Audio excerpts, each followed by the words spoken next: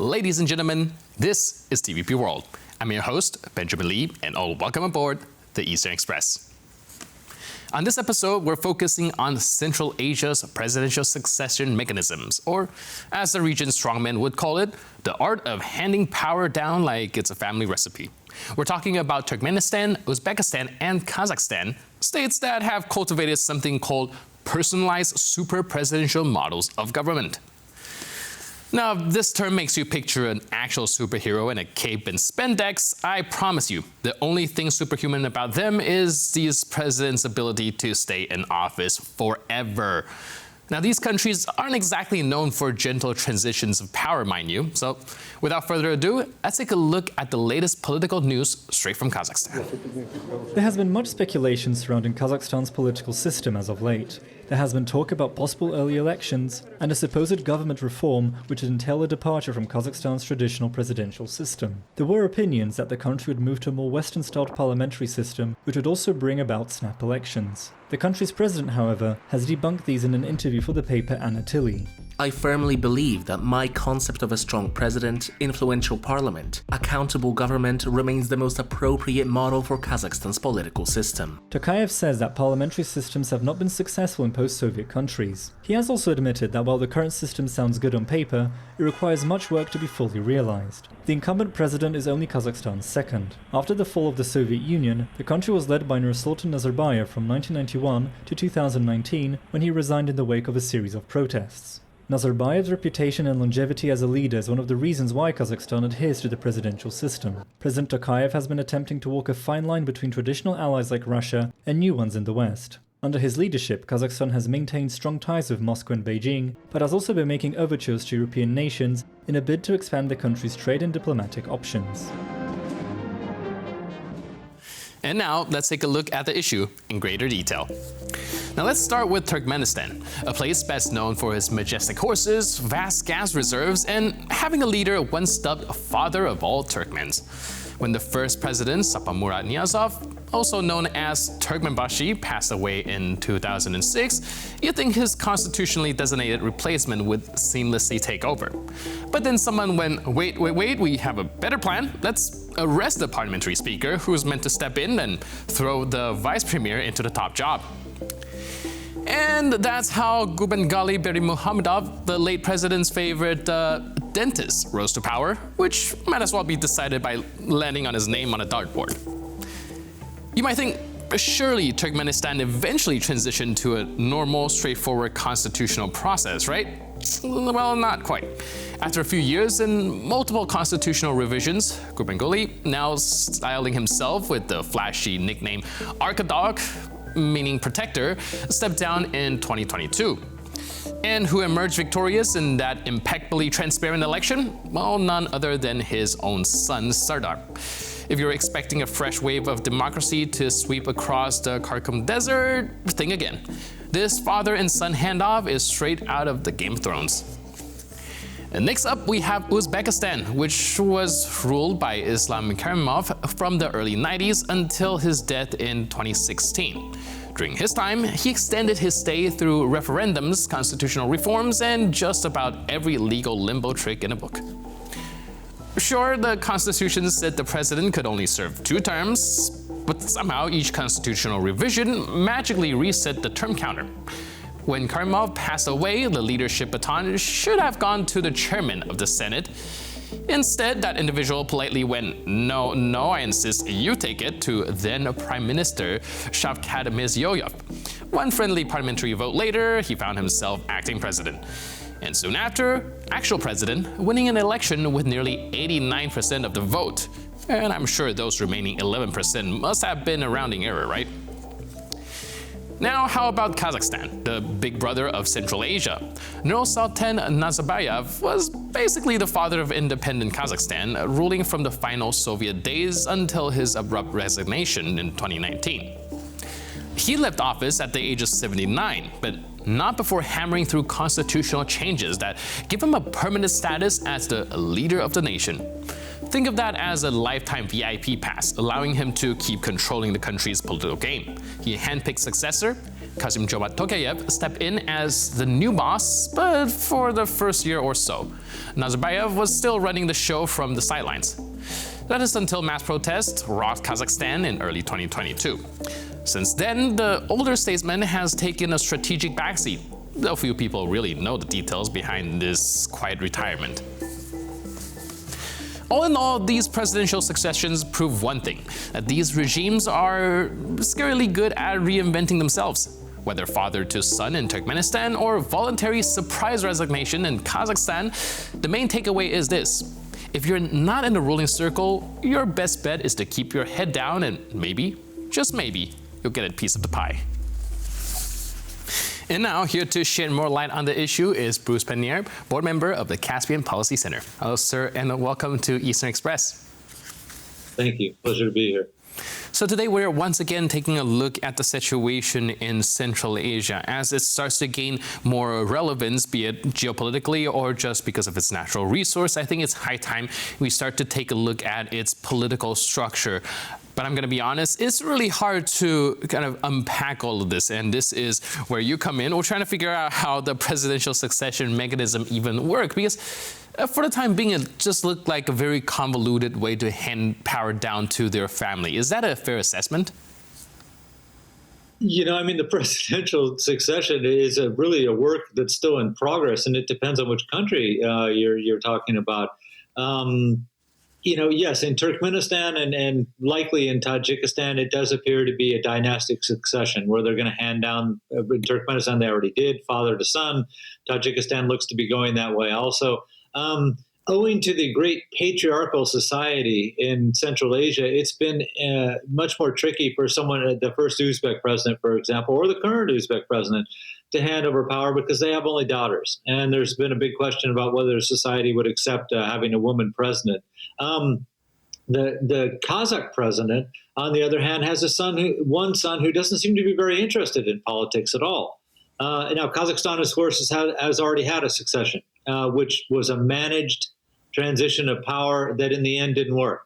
The first president, Nursultan Nazarbayev, had his hand-picked successor, Kassym-Jomart Tokayev, who is the president right now. Nazarbayev appointed him, but Nazarbayev really didn't want to leave office. And this is one of the problems about handing over power when you're still alive. I'll talk about Turkmenistan in a second too, but Nazarbayev handed over power, but he wasn't done with the limelight, and he wasn't done actually having power. So there was this system where it was a tandem. Tokayev was technically the president, but Nazarbayev, there was all kinds of things written into the constitution that gave him these other powers. He was the head of the Security Council. The powers had been enhanced in that office. He often went on foreign visits instead of the president of the country. And then, of course, we had the unrest in January 2022, which was when, although it's still kind of murky, but it looks like it was Nazarbayev loyalists tried to unseat Tokayev. And at that point, we finally had a clean break in the presidential system in Kazakhstan, where it was clear that Tokayev was not only president in name, but actually, in fact, he was running the country. So that's an example of an attempted managed succession. Now, in Turkmenistan, we had a similar deal. Again, this was a succession that was father to son. The father, Gurbanguly Berdimuhamedov, handed over power to his son, Serdar. But after about a year, the elder Berdimuhamedov all of a sudden decided that he really didn't want to be out of the limelight anymore. So they created or recreated the post of a chairman of the People's Council, gave it a bunch of additional powers, and had him elected to be the chairman of the People's Council, which supersedes the power of the presidency. So, as you can see, it's changes from country to country, but they haven't really devised yet a smooth system of transition of power. Kyrgyzstan is somewhat of an exception. They did have one smooth transition of power where there was an election and the standing president stepped down and gave over power to the person who won the elections. However, they've had three other presidents come in Kyrgyzstan who came to power after revolutions. So, it's kind of a mixed bag out there, but it's certainly a long way from smooth succession process. All right, like you mentioned, the system differs from country to country, and they have their own individual situation. But the general theme that I'm observing there is also, like you mentioned, what this guy wants and what that guy wants, and how do they kind of come together to figure out a solution, which is still ongoing. And in all this process, it seems to have missed out what the people actually want. Do any one of these countries have an actual robust democratic system where the citizens get a say in who actually is in charge? Well, Kyrgyzstan was like that. As I said, they did have the election of 2017 was because I'm going to throw out a lot of names here, but Almazbek Atambayev was the president. He became president after the revolution in 2010. At first he was acting, but actually they had an acting president, but then they held elections in 2011. He was elected president.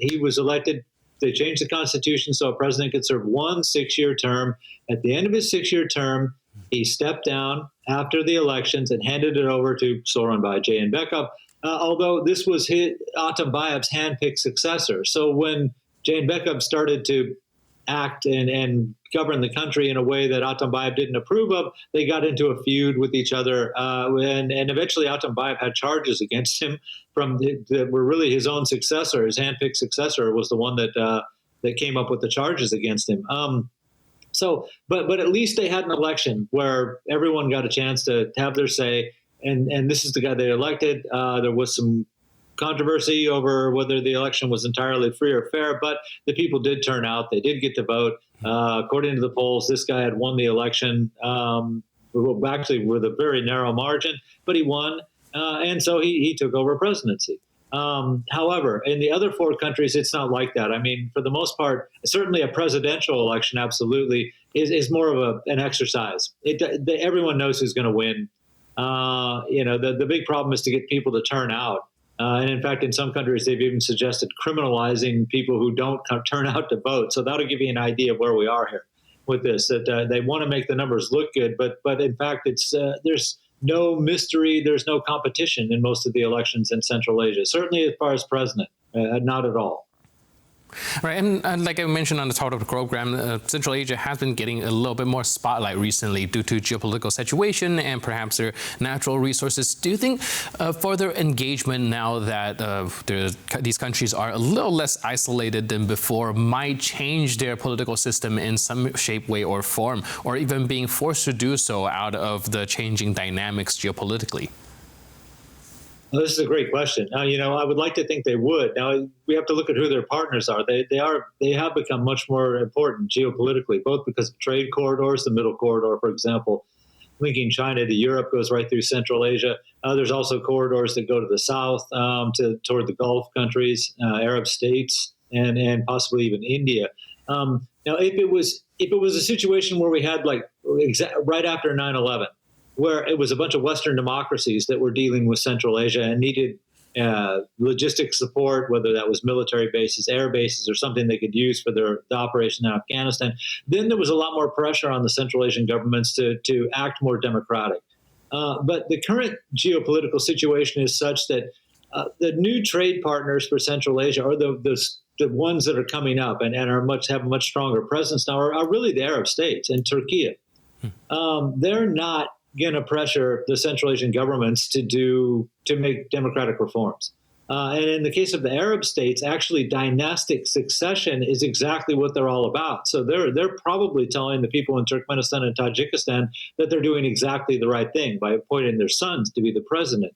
But they're not likely to say, we can't do business with you because you don't have enough respect for human rights, or you're not implementing the kind of democratic reforms that make you a more compatible partner going forward into the future with this. So, this is kind of a problem that we're going to have to deal with. For the Central Asians, it's great, right?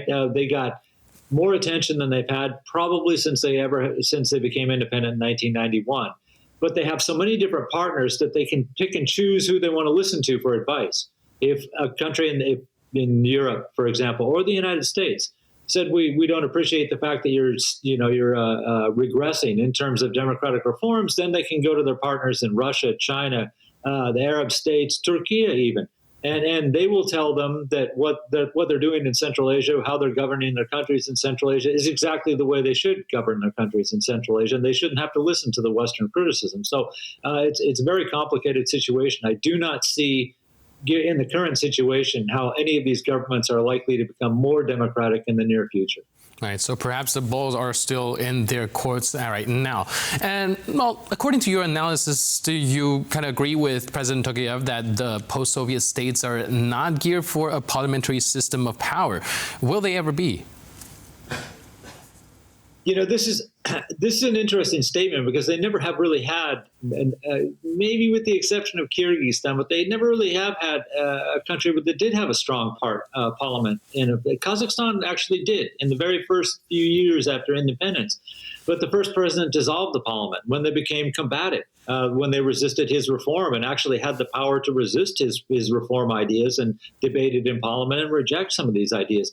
Kyrgyzstan has gone through that for a much longer period. The president proposes something, or it's clear that he wants to move in a certain direction, and then he faces opposition in parliament. Now, because of that, they pretty much neutralized any opposition in parliament. Kazakhstan did so long ago. They had all the parties had to re-register about a little more than 20 years ago.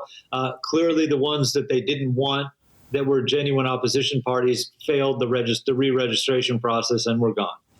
Kyrgyzstan is going through something similar at the moment. Now, the other three countries have never really done this at all. Tajikistan had one genuine opposition party, but it was also an Islamic party, too. The only Islamic party that's ever existed that's been a registered opposition Islamic party in Central Asia, and it was banned in 2015. So what you end up with is parliaments that are completely compliant. They're filled with pro-government parties. The first Uzbek president, Islam Karimov, famously said about 15 years ago that he couldn't tell the difference between the parties. There was 5 parties in this country. He said, I can't tell. You all say the same thing. And that's basically still the situation now. Now, Tokayev is saying that the parliament doesn't work, but his government has failed to register a legitimate opposition party continually. There's been several that have tried. One in particular, Alga Kazakhstan, it's been rejected more than 20 times now, registration. So while publicly he'll say, we need an opposition party. I value the opposition and what they have to say so that we have a difference of opinion and we can come to a better solution. But in fact, that doesn't really happen. So, the fact that they had a referendum again in June 2022 in Kazakhstan, they had a referendum to change the constitution. Now, technically, that gave more power to the parliament, but the parliament is all parties that support the president. So there really is no difference. The only difference is where the idea is coming from. It's coming from parliament, but it's the president's idea anyway, although officially it sounds like it's parliament's idea. So when President Tokayev says the parliamentary system doesn't work, my counter argument would be, you've never tried it. You don't have a legitimate opposition in parliament. You don't have different voices saying different things and proposing different ideas. If I could just put in one more comment, just yesterday, the Uzbek parliament decided that they were going to implement new laws to have an opposition in parliament. Now, this is very strange to hear. They're all pro-presidential parties. They've always been pro-presidential parties. But what they're going to do is force, I guess, one of the parties in parliament to behave as if it's an opposition party. They're going to enact laws that state that there has to be an opposition party in the country, and they have to come up with at least one proposal every quarter of the year. Now, that's doing it from the top down. That's not the way democracy works. You're supposed to be able to form a grassroots party, register it, and then explain that you have different ideas, and here's your ideas, and start a debate. But that's never been the way it's worked in the Central Asian states, almost never. And in some cases, absolutely never. Turkmenistan, Uzbekistan, pretty much Tajikistan. What they do is have a bunch of pro-presidential parties that turn out and there's parliamentary elections. But in the end, what they're saying is exactly what the president wants them to say. So when Tokayev says the parliamentary system hasn't worked, my response again is you haven't tried it. That's the problem. Right, that is a very bizarre political system we're looking at here. Very convoluted, so thank you so much for helping us break that all down. Really appreciate it, and thanks for being with us on Eastern Express. Okay, thank you very much. Always great to be here. Cheers. And And now we're moving on to the Eastern News Flash, a series of all the other stories from the East that you don't want to miss. Slovakia's opposition has decided to launch a vote of no confidence against Robert Fico's government. The move comes in the wake of the Slovakian Prime Minister's threats surrounding Ukraine ending its gas deal with Russia. A coalition of strongly pro-Western Slovakian opposition parties has moved to attempt to remove Robert Fico from power in a no-confidence vote. Fico's position on Ukraine and the war has become increasingly controversial and contentious in the eyes of the opposition and even other European nations. Fico had even threatened to cut humanitarian aid and electricity supplies to Ukraine over Kyiv's decision to end its gas transit deal with Moscow. Ukrainian President Zelensky had also even offered to help Slovakia adapt to the halt in Russian gas supply, but Fico had refused. The Prime Minister had also met with Vladimir Putin in person in December last year, as one of the few Western leaders to do so since the invasion. Reportedly, over a third of Russia's oil tankers have come to a standstill following U.S. sanctions. Washington's latest sanctions targeted ships that are considered part of Russia's shadow fleet. Data from marine traffic and LSEG shows that at least 65 Russian oil tankers were stationary off the coast of Singapore and near several Chinese ports. This comes after recent US sanctions targeted 183 Russian vessels, which are believed to belong to Moscow's so-called shadow fleet. This is a set of ships that Russia uses to bypass oil price caps imposed by the West, meant to strike Russia's energy revenue. Russia was believed to be operating at least 600 Shadow Fleet tankers. The new sanctions have therefore likely affected around 10% of the vessels. The US Treasury has also sanctioned several Russian oil companies, traders, and insurers to strain what is seen as Moscow's most powerful geopolitical weapon, energy. Ukraine's exports to the European Union have surged to $25 billion thanks to the country's visa-free trade regime with the bloc. Kyiv has also seen notable rise in trade with Egypt. Trade between Ukraine and the EU is reaching new heights despite the ongoing war, thanks to Ukrainian goods gaining hitherto unprecedented access to the European market. The $25 billion figure is a 6% increase compared to 2023. The visa-free trade regime between the bloc and Kyiv, first introduced in 2022, was recently extended to last until June 2025. It allows for the duty-free export of most goods and also significantly enhances economic ties between the two parties. But these aren't the only trade successes Ukraine saw in 2024. Trade between Kyiv and Egypt, on the other hand, surged to $1.4 billion, which is a remarkable 32% increase compared to the previous year. Ukraine's primary exports to Egypt are corn, wheat, soybeans and oil, while Egypt exports fruit, nuts and potatoes. The two countries have even been discussing the creation of a Ukrainian food hub in Egypt to further boost economic ties. And that's all on this episode of Eastern Express. But for more news, update and commentary, please stay tuned to TVP World.